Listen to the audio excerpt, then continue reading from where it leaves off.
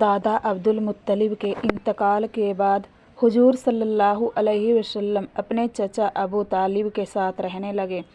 وہ اپنی اولاد سے زیادہ آپ صلی اللہ علیہ وسلم سے محبت کرتے تھے۔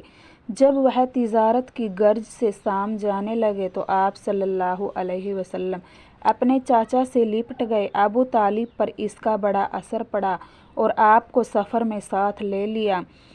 اس قافلے نے شام پہنچ کر مقام بصرہ میں قیام کیا۔ یہاں بحیرہ نامی راہب رہتا تھا جو عیسائیت کا بڑا عالم تھا۔ اس نے دیکھا کہ بادل پر سایہ کیے ہوئے ہیں اور درخت کی ٹہنیاں آپ صلی اللہ علیہ وسلم پر جھکی ہوئی ہیں۔ پھر اس نے اپنی عادت کے برخلاف اس قافلے کی دعوت دی۔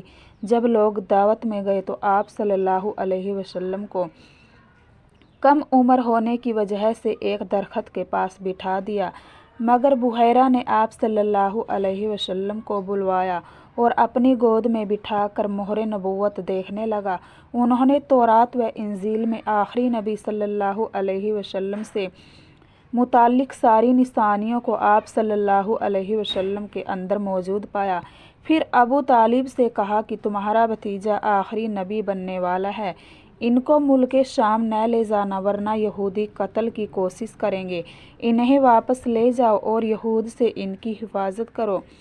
چنانچہ ابو طالب اس مختصر سی گفتگو کے بعد آپ صلی اللہ علیہ وسلم کو لے کر بحفاظت مکہ مکرمہ واپس آ گئے۔ السلام علیکم ورحمۃ اللہ وبرکاتہ۔